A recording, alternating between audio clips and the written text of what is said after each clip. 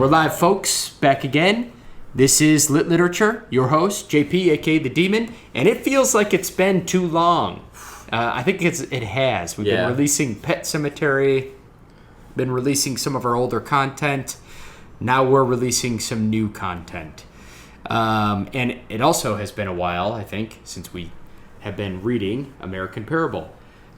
You're joined with a smaller crew, but the same old crew, starting with El Capitan. Yes, Demon, I'm reporting to you live from Baton Rouge, where the power grid has just gone dark. All of the streetlights are out. I hear a lot of gunfire and cars speeding around everywhere. I'm a little scared, but I think we'll be okay. Nice. Continue around, Sam. And we got the Cherry, just ready to talk about American Parable. Nice. Got the Hitman here. I just got a useless laptop, apparently. It's missing half of the, Key was code. it? Yeah, what was it? It had a name. Yeah. Does your laptop come with the Cura app. Yeah. That's it. I tried logging in, but it doesn't error. It feels like the... okay, so, anyway, for you folks, this won't feel like anything. For us, we took a long break between when we did part 1 and part 2. A fun break, because it was, like, mixed with all of this memory challenges.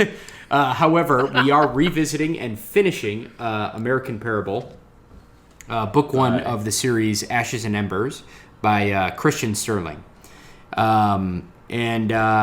So yeah, I think we talked a lot about it, what we thought, writing context, things like that last time, but we might as well go right into the second half of the book, part 2.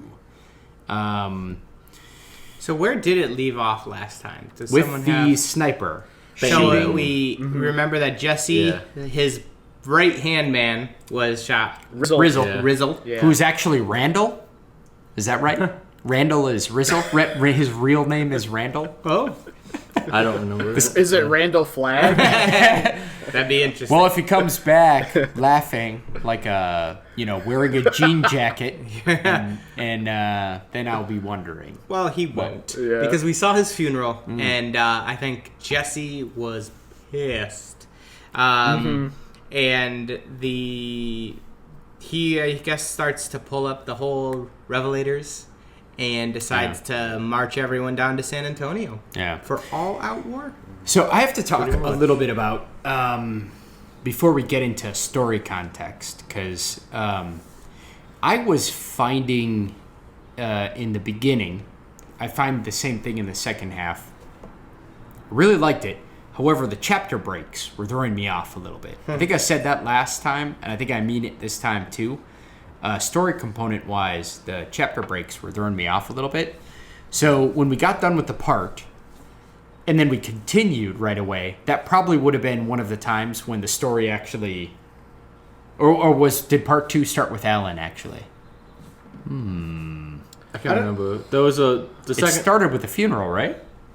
It might have, but there was a chapter right before part 2 went into who actually got shot. Ah, that's right. We just stopped at the shot taking place from Juan Carlos' point of view. Yeah. Oh, here it is. Part 2. Kind Eyes took a bite. Oh, that son of a bitch. His intermission goes to always the two shenanigan fools.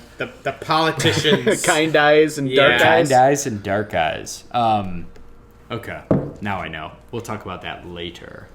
But I don't know. Did you guys feel that way? Before I talk story-wise, did you... Cherry? I thought the parts were a little bit short, but I didn't find them that... Disjointing? I felt, too, that the second half of the book I felt more comfortable with, because I do recognize in the first half when you get introduced to all these characters in their short chapters, it becomes very difficult to kind of follow that. But as you start to grow that connection in the second book, I felt that the pace I felt was pretty good. Yeah. In terms of jumping from one person to the next, you kind of had a good idea of who the characters were and could kind of follow along without having to be like, wait, easier. Who's this guy again? Gotcha. Right. Which is a big portion of that just attributed to the fact that we've now read half a book with these characters, so we should be getting to that point. But it did make it for a much more enjoyable read for me and a little bit more seamless. I realized something when you said that, literally. In the second half of the book, he was significantly less focused on side characters' dialogue. Yeah. Oh, yeah. Right. Okay? Right. Basically, just revolved on David, Jesse, Juan Carlo. Now I got it. Yeah, that is, and that actually is a good improvement. That was a I good thought improvement. that it was very, it was easier to follow, made it kind of less confusing, and maybe even some of those side characters maybe just kind of were elevated just a little bit more. But in the beginning, especially when we were talking about David's Marlo group, Yeah. all of the arms dealers that the and revelers every were single with, person is just like a new name, and then they'd come up again later and be like, wait, I don't even remember which one's the joking guy and which one's the, you're right. the kind of like the strong guy, the big guy. So I think he found his flow in the second half. I think it with that, he kind of... All right, so we went through that. I don't want to call it pain. It's not like it's bad. It was great dialogue. But it's like there was a ton of characters. In the second half, you could kind of... You don't dismiss them, but they're kind of in their supporting roles. Yeah. If you're going to have a lot of main characters, I think that's something to keep in mind. Yeah. That George R. Martin might disagree with that, though. Depends exactly. on but for how fast and short and direct these chapters are, I think that helped it. Yeah, but I definitely agree. Yeah. That's a good point, Jeff. That the second half, it focused more on the characters that we know, and like the characters that that are really important. There wasn't as much kind of maybe it's because we weren't being introduced to more characters. That's a big part of it. But I think that he did focus less on some of those side characters that kind of just got confusing or too confusing in the beginning. Yeah. Right. Yeah. Particularly, there was a ton of Hefes listed off in the first section that serve under Carlo Leon. There was literally like a dozen family members and like Hefes that they listed off, and it's like, oh my god, I can't remember all of these names. And then it kind of just it almost becomes like, I know Pierto kind of is mentioned a lot in the second half, and then the sniper guy, the sniper dude with the super badass backstory. Yeah.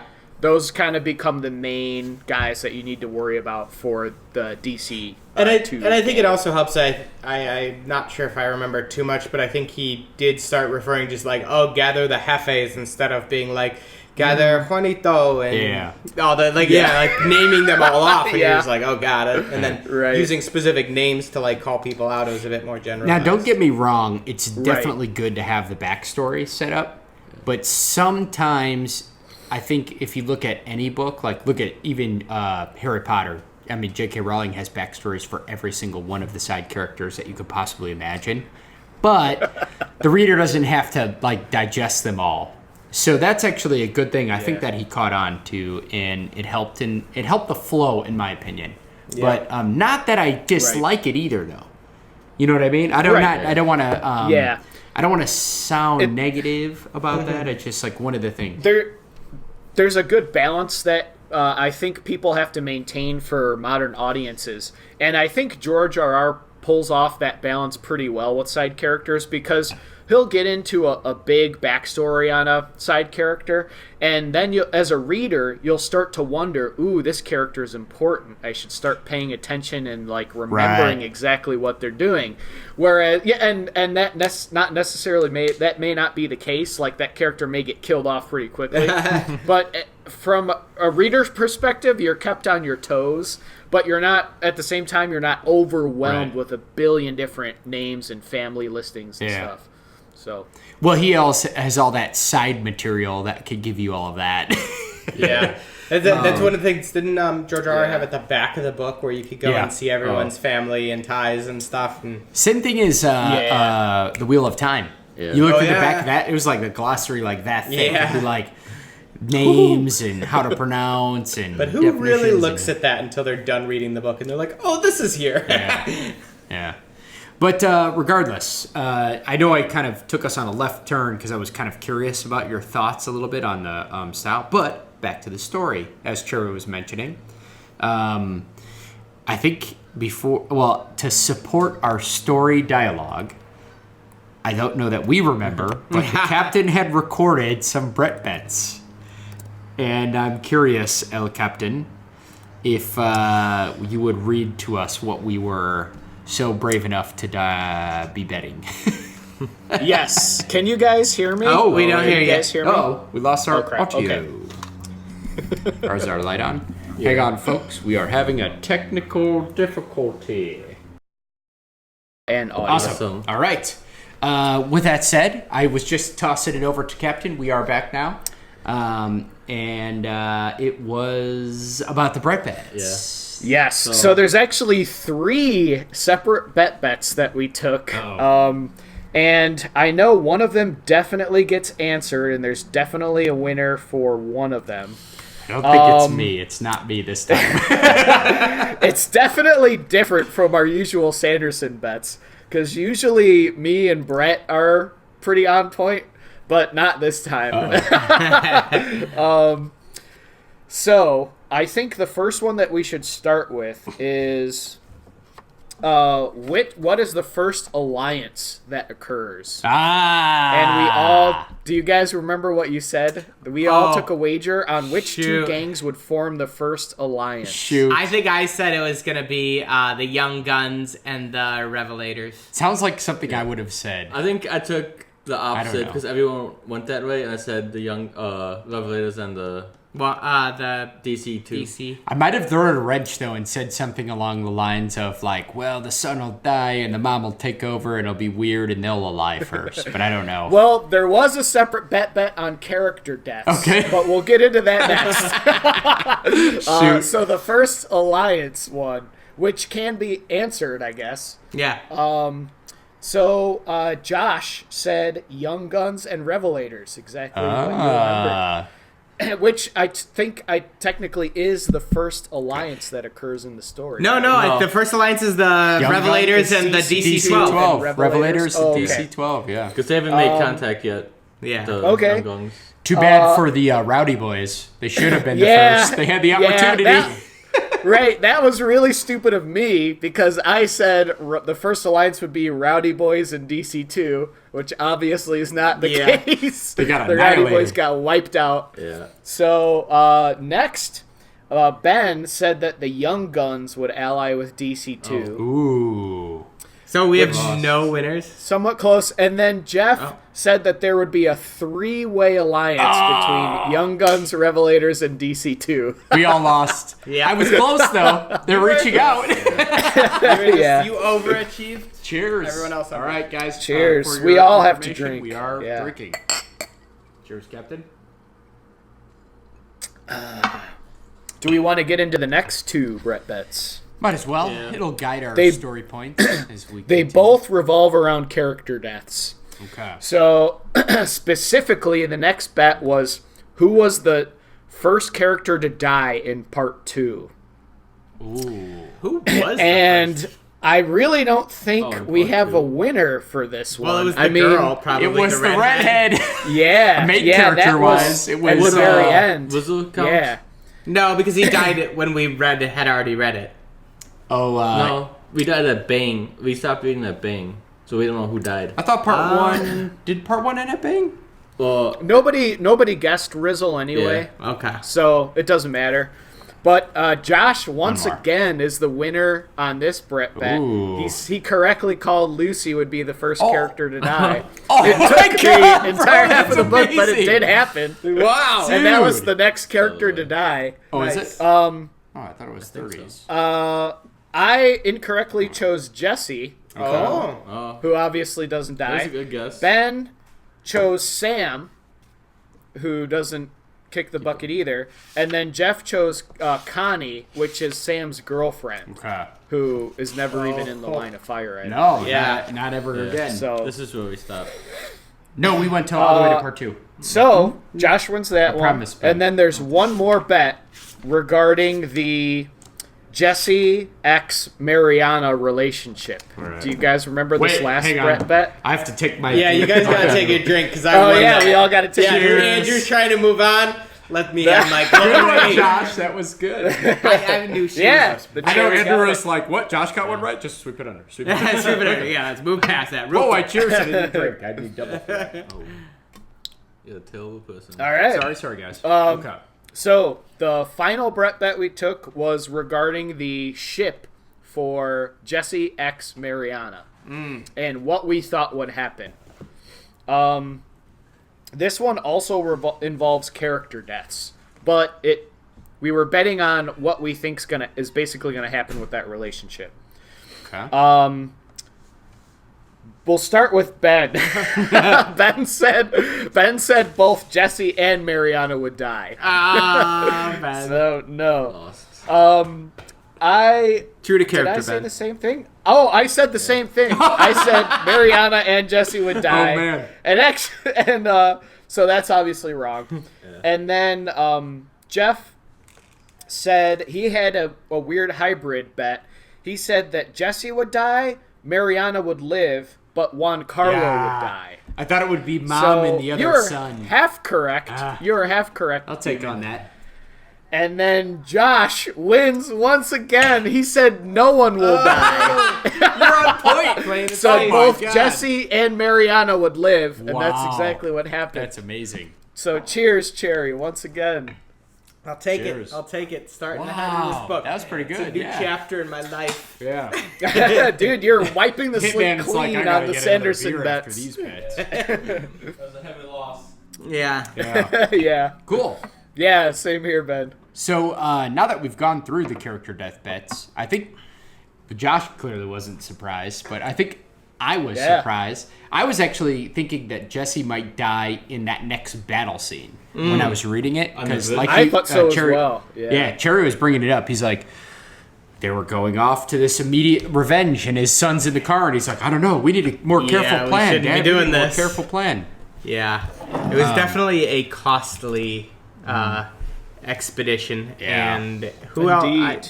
And it was. No one of real big importance, I think, died there. No. But like a Also, lot I of can't- men No, died. men Yeah, yeah. Yeah. There was some good writing on kind of the horrors of war, Yeah. which obviously Christian Sterling seems to understand and sympathize with very, very well. There's a lot of that through the whole book, really. And it's kind of weird to see that perspective coming from, like, drug dealer overlords and stuff, Yeah. but, you know, that's the universe that he's set up. Yeah. Yeah. So it's kind of an upgraded version of reality where, you know, in this world there is honor among drug dealers and thieves. Yeah, and I think he's definitely setting that up because it's supposed to be just like the government's failed almost all of the normal people at this But point. So it's just have they failed? Yeah. I don't know. Well, there's a lot of poverty. There definitely And is. so Yeah. they That- just banded yeah. together, these groups. yeah, and almost that you kind of he's going towards that like this is almost was a necessity for the people, and they're not all bad people. They're granted making money from probably not so great stuff, but they're also using it Right. for the communities in a lot of these cases. They all seem to have a code yeah. for sure. It's funny though because Right. you hear a lot more about it from the DC-12. Is it DC-12 or 2? DC-2 and the DC-2. Young Guns like are heavily embedded in the idea of like bettering their communities, whereas like the Revelators are just like we're gonna get drunk at a bar. Yeah. Yeah. they want the I'm bar sure knife, man. I'm sure they do, and it's kind of hinted that they're like not like a bad part of the community, but they never talk about how like the DC-2 wants to like make a home for like Mexican Americans and like be able to have a community, and they try and like help out the communities. The Young Guns by far are the most of that. Yeah. They actually They're take basically a straight up orphanage. Yeah. Yeah. Because at the end of the book, it goes into how DC2 plans to start helping the community and More, land well. yeah. It's like, I'm gonna do this, and everyone's like, really? You gonna do this? Yeah. The Revelators are kind of like the hippies Yeah. of the gang world. Right. I thought it was more like the southern. They're like, we love peace. We would prefer not to war. Let's just get drunk. except Except that they have the most ammunitions out of all the gangs. Yeah, DC2 they have had all those veterans. Yeah, because they're DC2 not had the actively recruiting. Yeah, that's probably DC2 had the most people. Yeah. Revelators had the most guns. But It was interesting in the world that he set up because we as readers, we see pretty much zero police influence in any of the Texan locations or anything.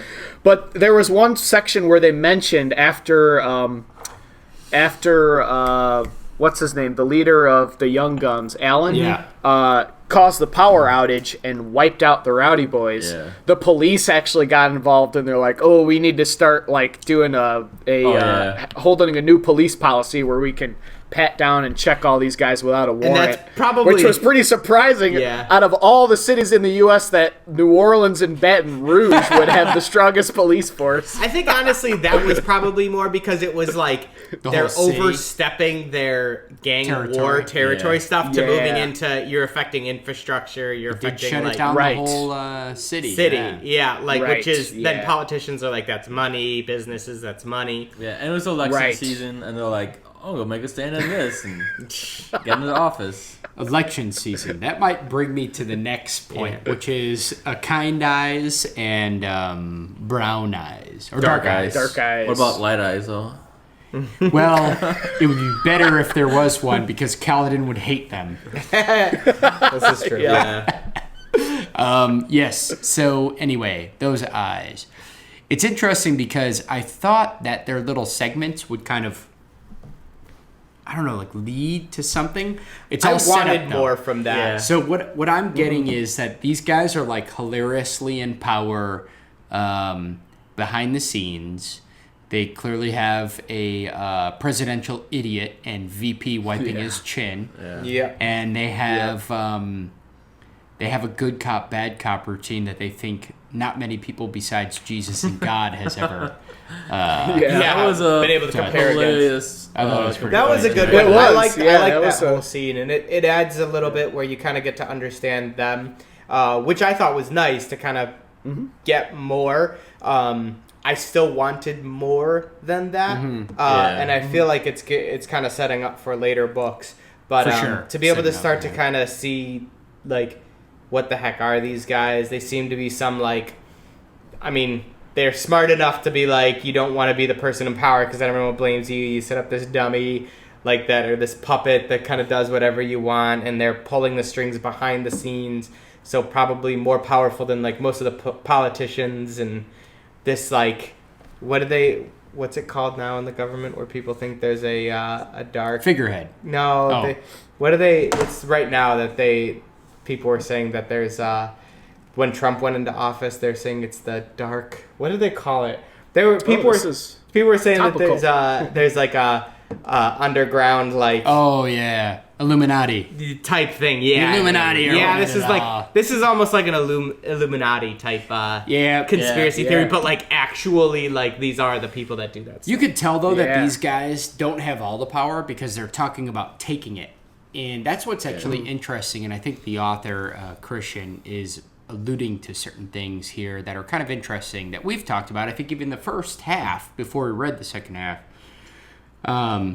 because he presented a very fragmented America. A fragmented America, which we could all relate to in some ways, in some fragmentations that we see nowadays. But the one thing that we commented on heavily in the first half was, why is all this racial fragmentation?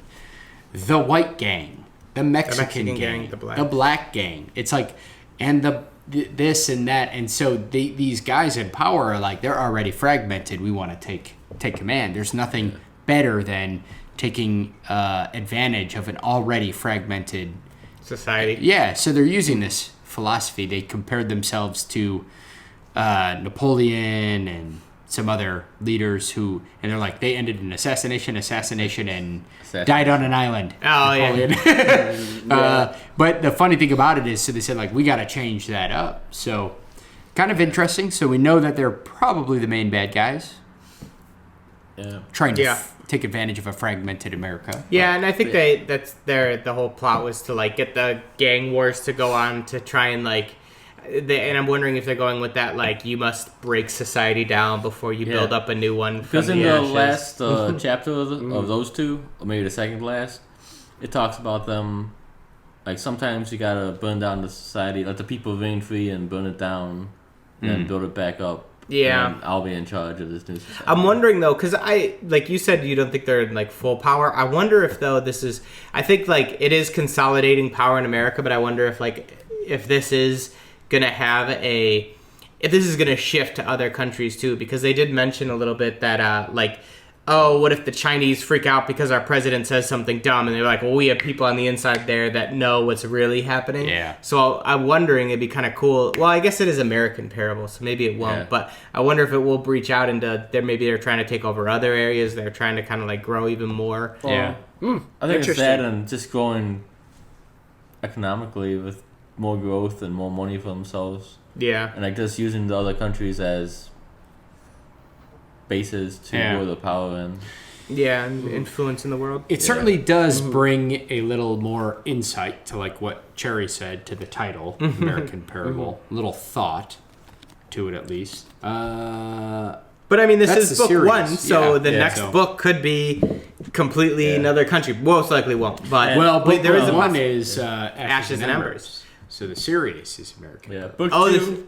you're right. Okay, so the series is American Parable. Book one's Ashes and Embers. Yeah. Book two is out. Is and, it? Yeah. Great.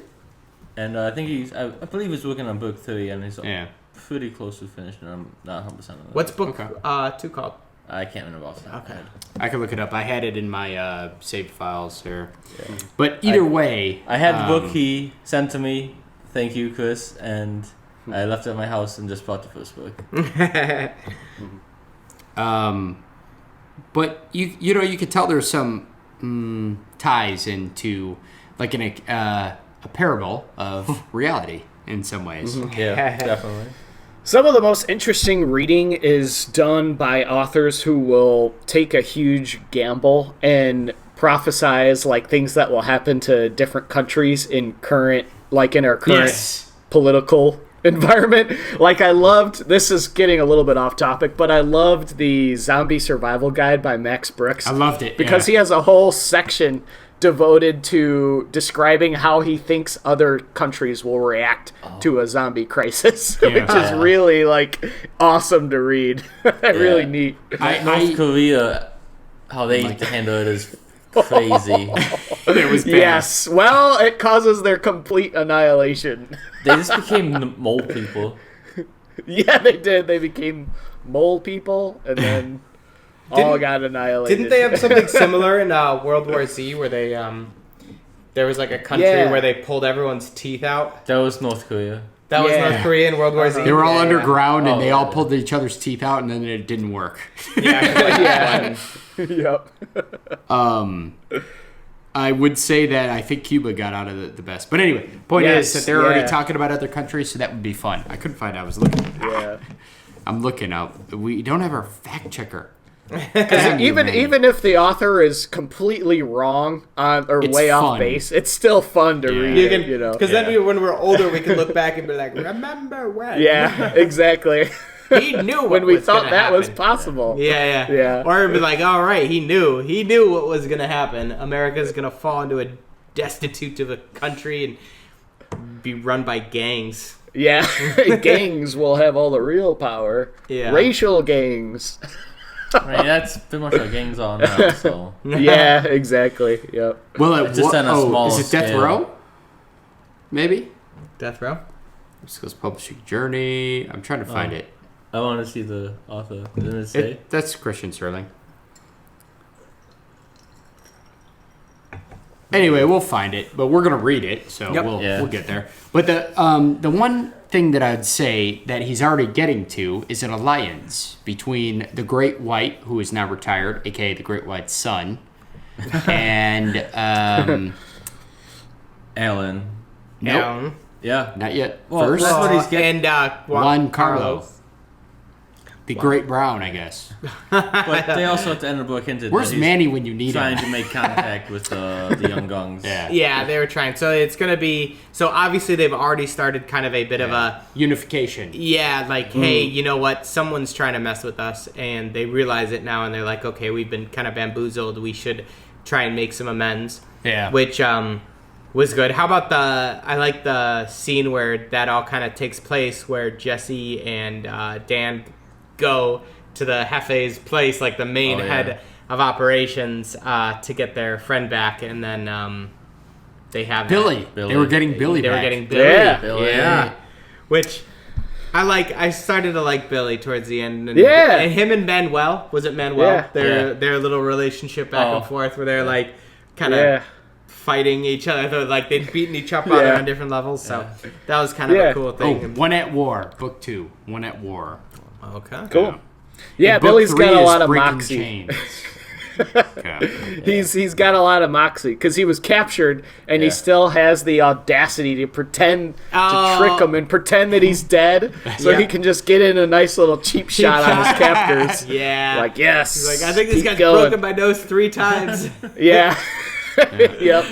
It was a nice little scene. Character interaction. Yeah. Yeah, and then they kind of end up starting to realize that shit's been wool's been pulled over their eyes. They've been led into doing some stuff that doesn't quite, some things like don't add up, like each other's story, which is obviously things that we've been a bit privy to since like the beginning. We're kind of like that, especially like they're like, oh, we got attacked by them again, or well, Jesse's group was like, oh, someone's been attacking the DC2's like borders near us, which is interesting. We don't know who it is, and then so you kind of start getting that from very early on, and now we're like, okay, it's confirmed. They get to talk. It was really nice to see that they talked. You know, one person was being tortured a little bit, maybe, but they actually listened instead of like, shut up, I don't give a shit. You attacked us. Yeah. What happened? I think they did a good.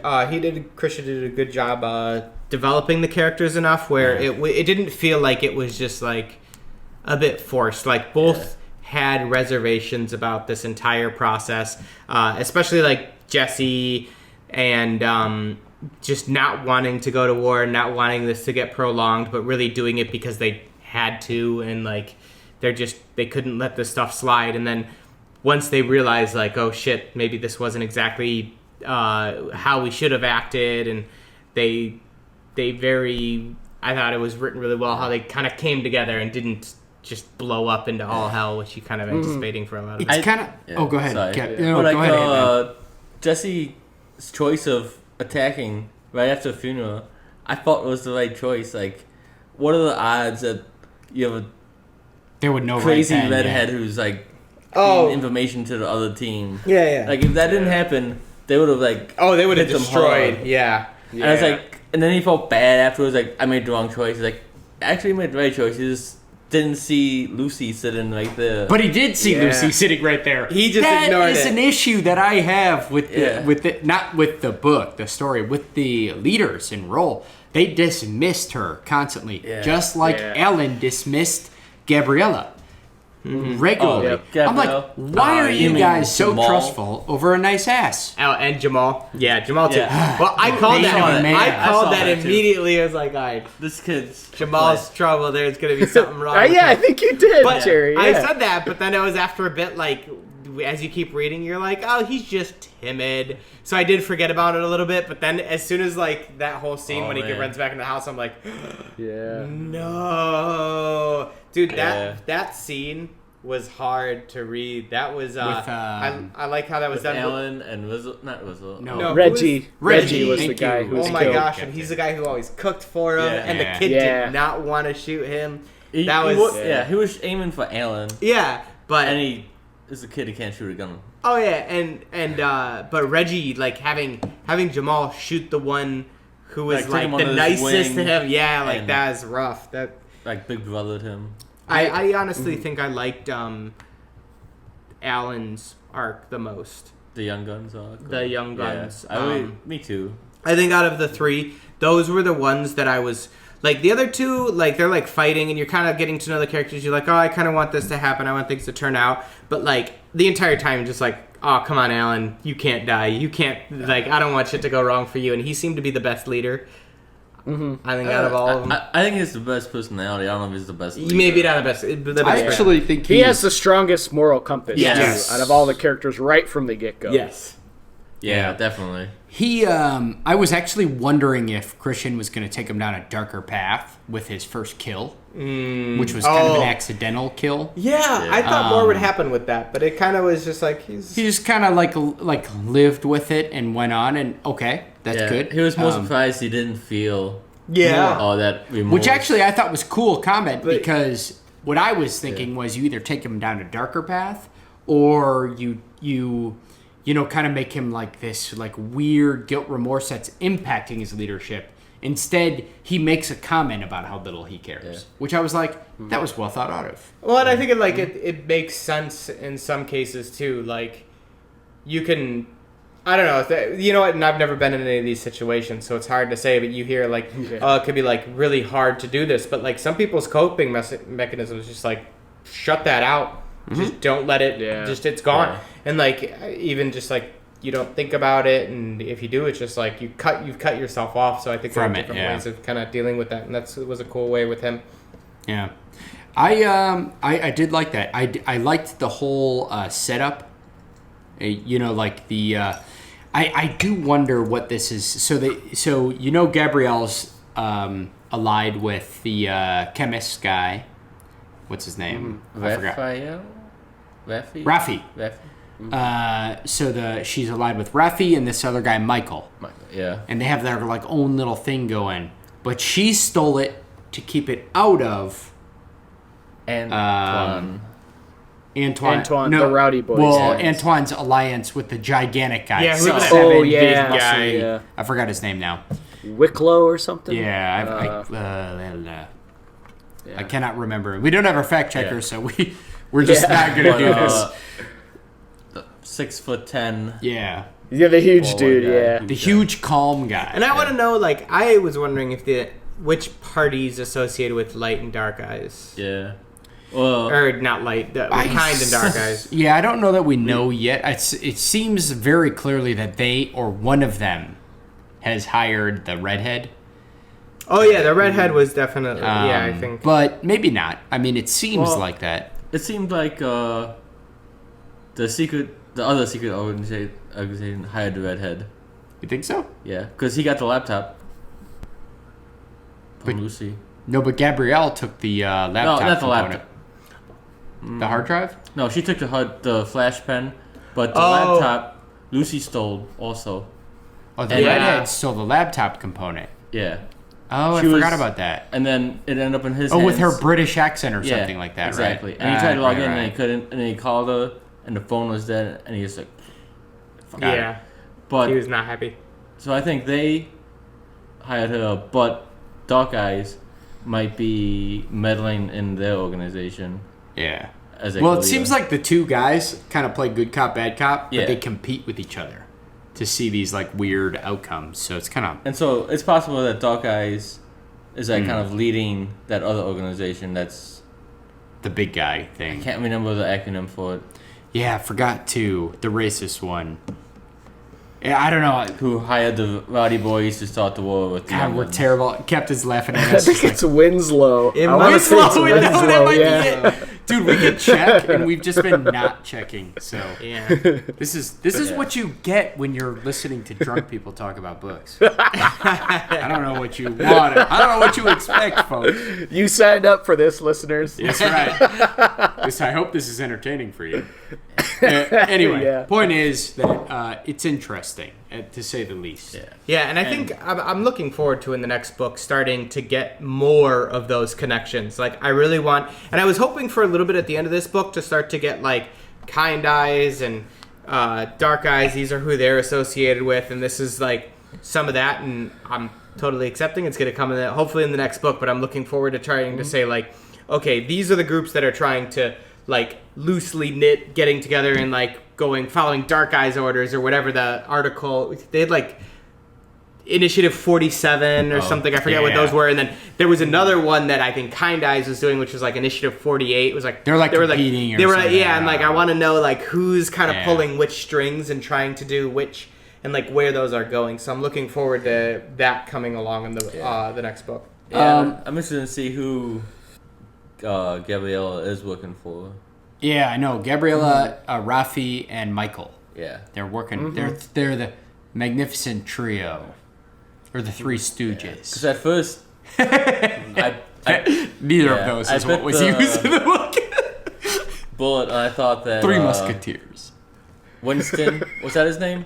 Winslow. Called Gabriella, but it wasn't. It was Lucy. Yeah. It's like, oh, thank God, because I actually like the. Dude, I know. Yeah, I'm hoping that she's was like trying to do research on the bad guys to figure out to foil their plot. I thought that was a good little misdirection. So like Gabrielle stole the drive, so it couldn't be used, but then Lucy stole the laptop, which was useless. Yeah. It's like woo, and then Rafi, you find out, is on her team, which you're like, okay, that's better because he's making the chemical, or he was making the purple fire. Yeah. You know, like there's like certain things where you're like, okay, there's another power-up play that's actually semi-good here.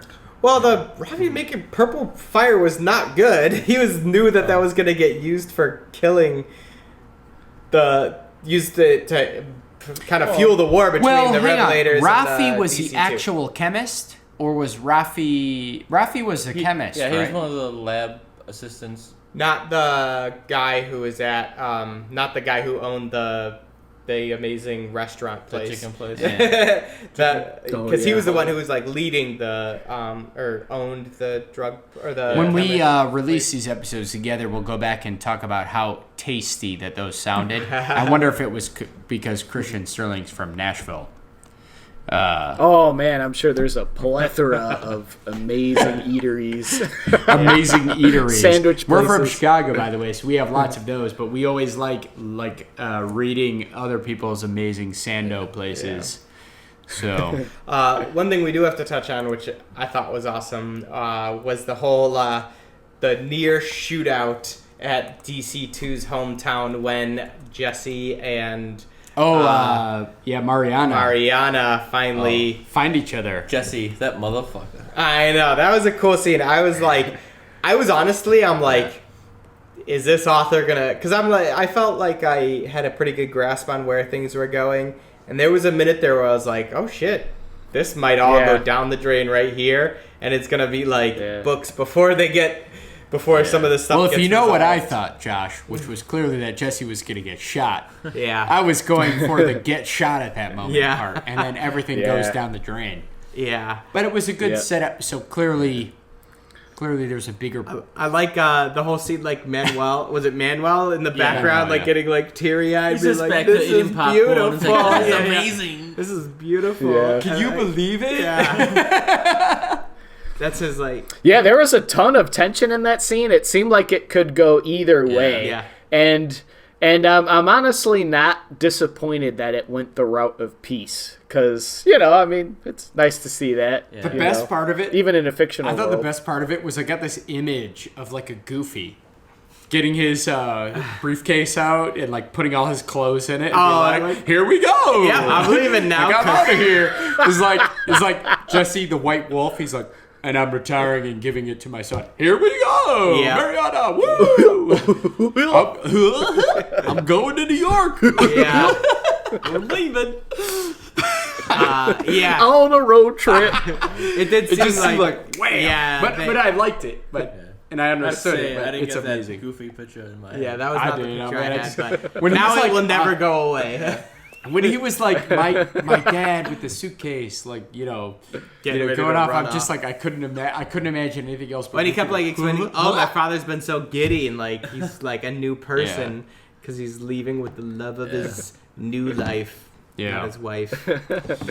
When, speaking of imagining characters as something, I was imagining Rafi to be like the character from The League. Yeah! If you guys have seen that. The actual Rafi? So I was basically picturing that character as the actor Jason Mantzoukas. who plays Rafi in the lead. But that's okay. Which worked. Captain, Yeah, that's it okay worked. because you could picture him as that Rafi, and then you could watch John Wick 3 and 2 and know that Rafi also has a role as a bum. The main bum spy. He does. As a homeless spy. Working for Lawrence Fishburne. Yes. Yeah. Oh, I'm sorry, Awesome. guys. So we made some good topics. How about we've got a little time left to talk about character developments, and then we should see if there are any Brett bets maybe for the next Are there any book. Brett bets for the next book? That should be interesting. Ooh. Also, we've got well, we can tie that all in. Yeah. I do think I was kind of playing around with our kind of going with the dark eyes and kind eyes is are they, I think, and I don't know if this works its way into a good Brett bet, but I think that they are secretly going for kind of opposite goals, and I think that in maybe not the next book, but towards the end, they are going to be pitting. One's going to be sided. They're going to be siding against each other, and that's going to be one of the big kind of culminations towards the end. Seems like they're already competing a little bit. Yeah. They're competing, but you think they're like the same goal, but I think that it's eventually going to diverge, and they're going to be totally different. Like Maybe that's why all the good cop, bad cop set up. Bad cop. not that type, but yeah. I don't know what book you're reading. What's it? Wait, hang on. Wait, let me think about this real quick. The book I'm reading is what's that grade? 50 Shades of... Shades of Parable. I don't know. It's a parable. 50 Shades of 50 Shades of American Parable. Oh God, Christian Sterling's like, oh, what are these guys talking about right now? Yeah, I think they are playing that good cop, bad cop, and I think they have a ulterior motives that I think eventually are going to kind of come out, and they are not going to be together. Yeah, that'd be interesting. I think it'd be cool. But But I don't know if that constitutes a Brett bet. I think it does. Let's try it. Sure. Yeah, we could. I'll put it All in right, the book. so is it? I guess are we going? Will kind eyes and dark eyes stay allies, or will they? That's a good way to word it, I think. Or will they turn against each other? I'm voting that they will turn against each other. We'll word it like we did with Dalinar and Sadius. Yeah. I mean, it's nice because it's 50-50. There's no middle ground here. It's you're either right or you're right. They stay or they don't. Okay. I mean, I don't think they're completely allies now. I think they have their own goals, but like they're working together and they do it in a friendly-ish. But they have to maintain that. Yeah, will they maintain that? Yeah. I think they will all out move just against totally each other. split. Yep. They'll They'll be make against them each other. They'll be like one's their ulterior motives, like not ulterior. But they'll still be, visit each other offices and be like, "I'm winning you." That'd be interesting. I think that'd be a cool way if they do it. They're like this petty squabbling's beneath us, but we're both trying to. I'm out to get you, and you're out to get me. It'll be like Littlefinger-esque. Yeah, that'd be cool. I hope it does something like that. So my vote is that they will turn against each other. Hitman. Okay. I'm gonna go against that. I'm gonna vote that. I mean, they'll be against each other, but they'll still have that camaraderie and not be like trying to kill each other outright. I want to go last. Look at that. He's just gonna split it. I'm gonna go with Ben, Whoa. and the reason being because I think it's a trilogy, right? So I think that the Kind Eyes and Dark Eyes will probably stay allied until the very end. Well, no, this is ultimately They're absolutely in the forced. end. Will they stay together? There's Oh, this is for the end, not not the second book. This is just the overall. Ooh. Oh, Wait, okay, Should we overall. make it the second book? Or do we Okay. want to make No, it the second let's book? make it overall. Yeah, because I think I agree. If 'Cause it's, it could. But then we Overall? have answers for the second book, and Yeah, we could redo it for the third. I think it. I'll still, Okay, I'll stay with- overall. My answer's gonna change either way, but so it's gonna be we're doing overall. All right. So I'm actually gonna ally with Josh Nice. then. I'll say that they're gonna break. Nice. All right. I wanted to hear captains first so that I could decide. I'm going to split it, like Josh said. I knew it. I really don't know. My gut is honestly leaning towards Josh, but Josh has had 2 in a row right. I honestly can't see the Oh, third no, coming that's in. why you should go with me like Andrew. Be smart about it. Gambler's policy. I'm going with the Hitman, and I'm going to say that they'll toy with each other. They'll be semi-competitive. But like their goal in the end is as the magnificent duo. I feel like the far enough back from reality. If you've ever seen, is it Trading Spaces? With that's not it. Eddie Murphy, and he becomes a stockbroker, and there's two rich guys. Oh yeah. What is that movie? Yeah. And they make a bet. They're like, I bet a bum can do X's job. And it's a gentleman that's for $1. And like, I feel like that's those two guys. They have that gentleman's bet going, and it's just kind of like, a toy. Yes. Okay. But I mean, I think like a bet isn't going against each other. I think they'll turn and they'll be like, you're like. I mean, they'll turn the forces on each other, but those two will be sitting back from it, and they'll be like, I don't want to say like high-fiving in the background, but they'll be like, oh, you won? Cheerio. Yeah, okay. Something like that. Cheerio. I'm on your side now, Hitman. It'll be completely civil the whole time. But don't believe him because that's an alternate British parable. Ben can't even keep his country straight over here. That is not happening. This is a Brexit parable. Any other big bets before we tidy up? How about first?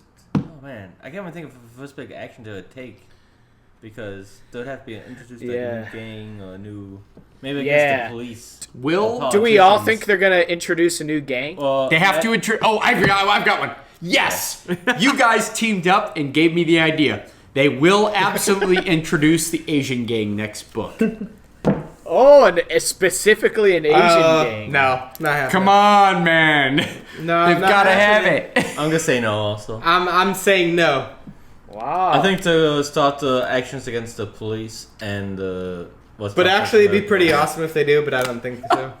They're gonna have an Asian gang of ninjas. I was just thinking the same thing. Like, come on, man. I'm saying come no. on. All right, I'm saying it. He's saying yes. Andrew? All right. Captain, this is an actual Brett Asian bet. gang getting introduced.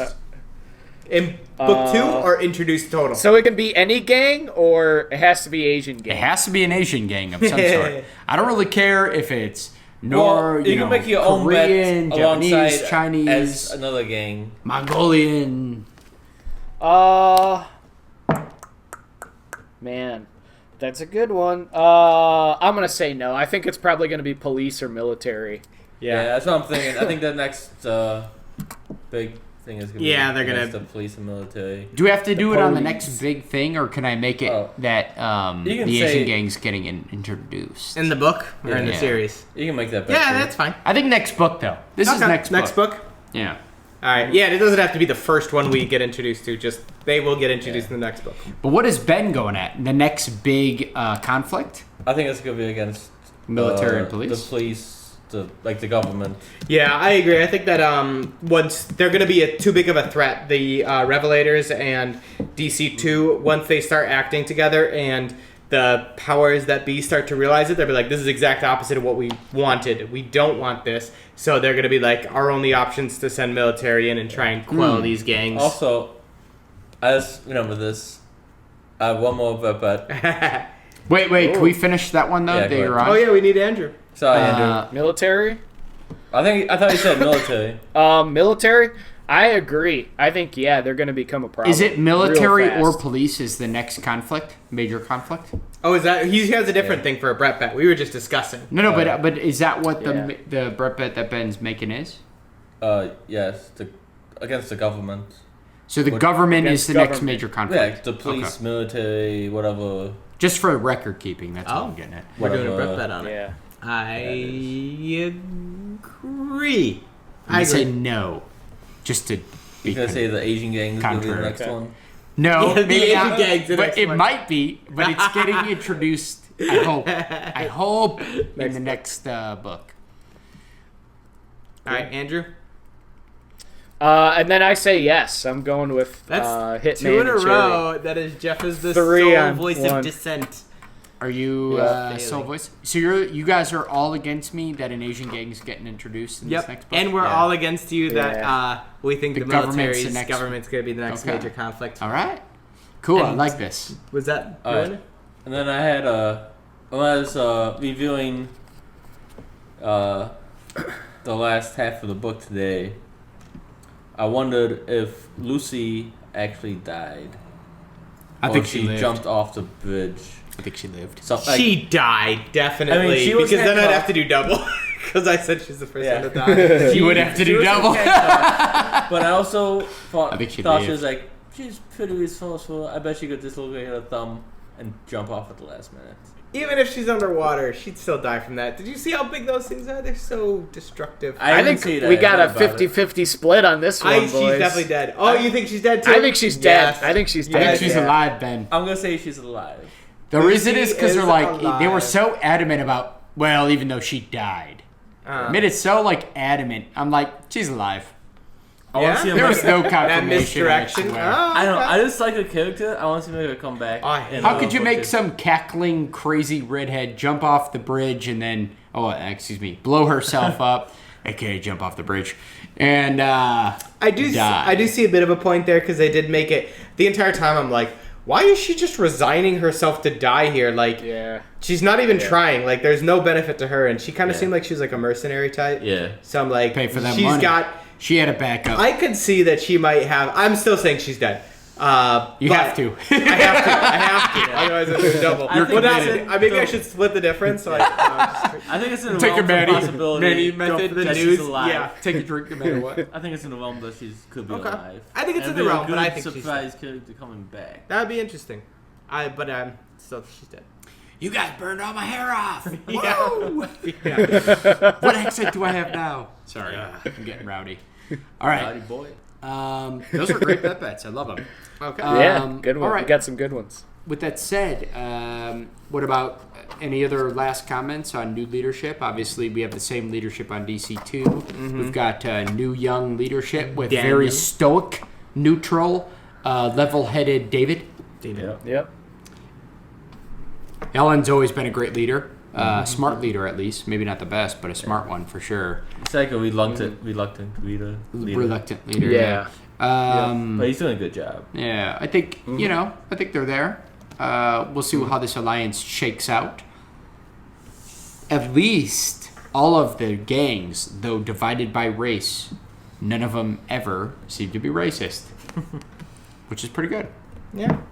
So I think they might get along. Wholesome gangs. Wholesome They gangs. are wholesome drug dealers. Yeah. Those are good All right. guys. Then, with that said, I think we're capping out Book 1 of American Parable, Ashes and Embers by Christian Sterling. We appreciate the sending of the book to the Hitman. Yes, thank you. And we will continue enjoying these books through our hectic reading schedule. With that said, folks, we will be having a break, and we will throw a quick shout out to Warbreaker, returning to the realm of Sanderson. We know that the captain has scheduling conflicts, which is unfortunate.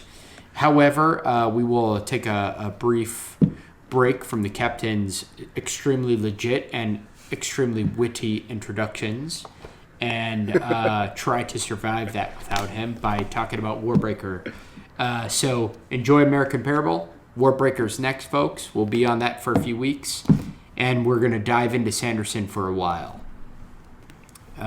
We've got some other pre-recorded stuff that might pop out in between, but Warbreaker's coming next, and we'll see you then, folks. With that said, I hope you saved your guzzle. Cheers. I got a little bit. Barely. I'll take another one. Captain, Cheers. cheers, and cheers. Thanks for joining the show.